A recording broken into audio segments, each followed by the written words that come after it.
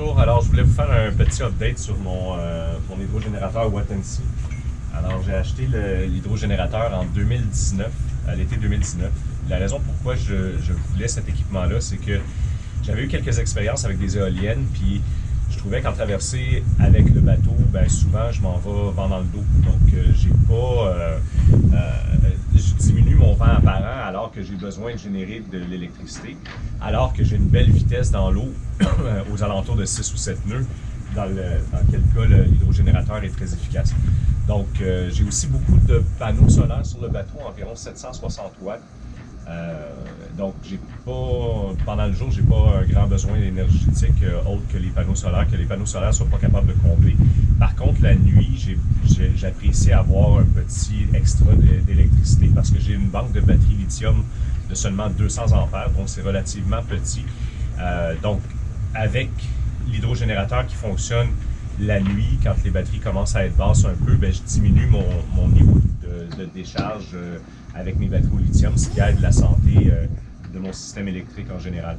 Donc, j'ai pas beaucoup de millage dans lequel j'ai utilisé l'hydrogénérateur. Par contre, quand j'en ai eu besoin, ça a toujours fonctionné comme c'était supposé. Il n'y a jamais eu de problème, ça a toujours bien marché.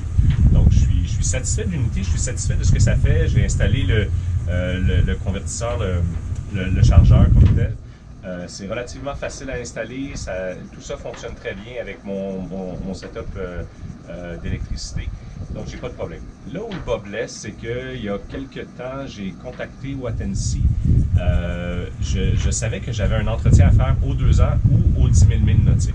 Donc je suis pas rendu même proche de 10 000 milles nautiques. L'unité, si j'ai une estimation à faire, doit être sous les 500 000 nautiques d'utilisation. Elle a vraiment pas beaucoup de temps dans l'eau parce que je m'en sers, comme je vous dis, seulement comme appoint la nuit quand je suis en passage. Par contre, j'arrivais à la marque des 2 ans, donc je me disais, bon, j'ai un entretien à faire pour me conformer là, aux recommandations du manufacturier. Suite à ça, le Wattensee m'a répondu. Bon, l'entretien comme tel n'est pas trop cher. Je me rappelle plus, aux alentours de 270 ou 300 euros, je ne sais pas exactement. C'est pas la fin du monde. Par contre, je dois envoyer absolument l'unité en France. Donc, quand on ajoute les coûts de transport, là, on me dit, faut aussi réimporter la turbine en France parce que sinon, ça coûte trop cher de frais de douane. Donc, c'est mieux de juste repayer la taxe d'importation en France pour le produit. Ensuite de ça, il va falloir le renvoyer au Mexique. Les Mexicains vont me recharger une autre taxe de réimportation. Quand je calcule tous les frais transactionnels d'import-export, de transit et tout ça, je vais arriver à près de 1000 $ de frais d'entretien pour une unité qui, je crois, maintenant se vend environ 3500 $. Donc, le projet m'a coûté plus cher que ça, évidemment, là, il a fallu que je fasse manufacturier quelques braquettes, l'installation, tout ça. Mais c'est 3500 $ d'unité, puis c'est, pour moi, d'après ce que je vois, ça va me coûter environ 1000 $ d'entretien aux 2 ans d'être propriétaire de cette unité-là. Donc, je trouve ça dommage.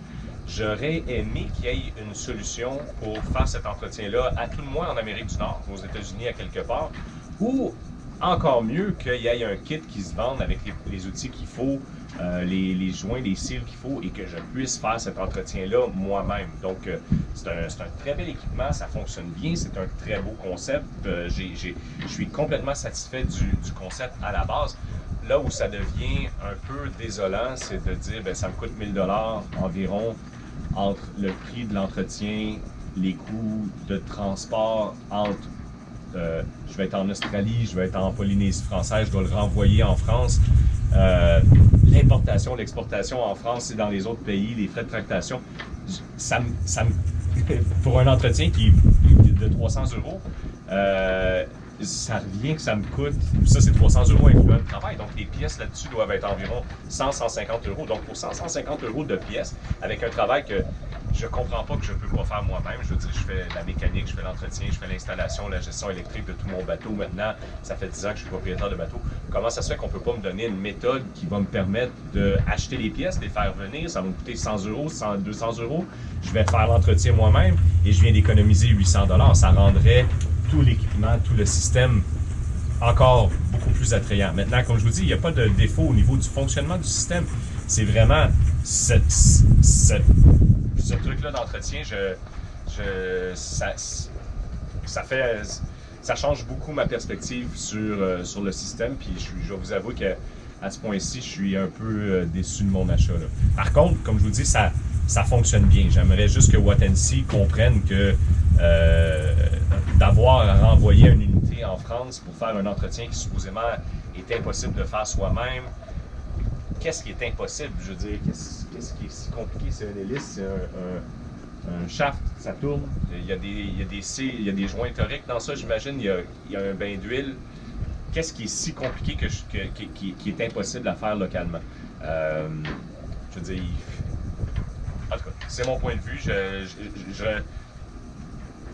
veux dire, si c'était juste de la fonctionnalité de l'appareil, je le recommande à tout le monde sans ambiguïté. Si vous avez un besoin d'électricité d'appoint la nuit, il n'y a aucun problème, achetez ça, c'est super bon.